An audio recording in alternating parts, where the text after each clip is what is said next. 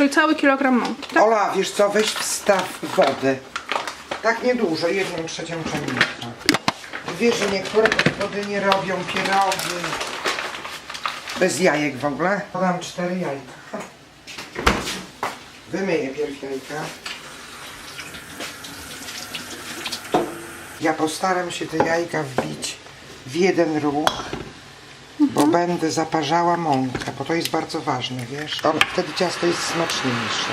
Czyli na kilogram mąki daję 4 jajka. Trzeba wsypać odrobinkę soli.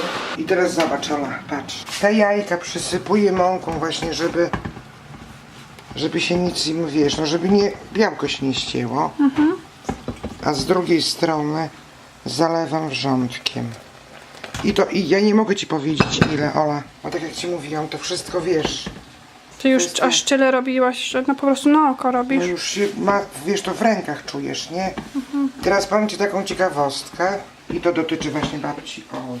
Normalnie jak się wyrobi ciasto na pierogi, to trzeba kawałeczek odciąć i rozwałkować taki duży placek. I potem dopiero wycinać szklanką. I tam zostają oczywiście resztki tego ciasta. Trzeba dużo podsypywać mąką. To jest taka żmudna robota i wiesz, mąka się pyli, no więc taka niezbyt czysta. A moja mama wymyśliła sama sobie któregoś razu, spróbowała dodać do środka oleju do ciasta.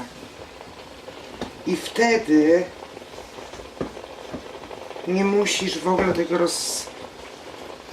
rozwałkowywać do dłuższego placka, tylko ja ci pokażę robię Takie rolady i potem to obcinasz, no nie? I potem te... Każdy kawałeczek wałkiem rozwałkowuję, wiesz. To jest strasznie duża robota, Ola, to nie jest...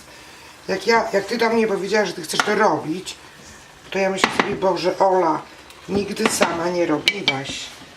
To zawsze jak się robi coś pierwszy raz, to jest trudniej, tak? Olunia, i teraz pomożesz mi, dolejesz mi oleju tutaj. Oczywiście. Dosyć.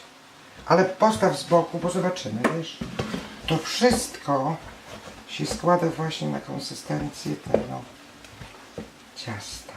Może ja za dużo tego ciasta narobiłam. Teraz trzeba wyrabiać to ciasto, aż będzie takie jednolite, wiesz.